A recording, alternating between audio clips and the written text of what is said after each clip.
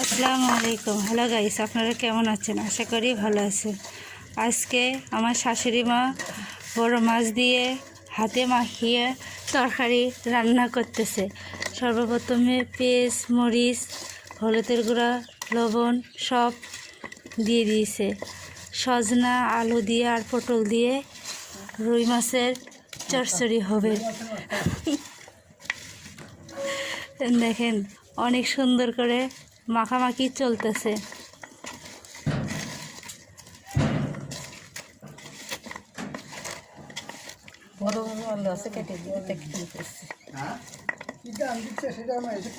এটা ছোট আলু, বগুড়ার ছোট আলু দিয়ে রান্না করলে অনেক টেস্ট হয়, খেতেও অনেক মজা লাগে।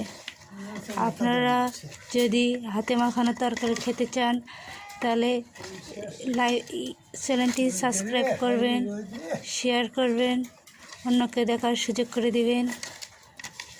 আল্লাহ হাফেজ।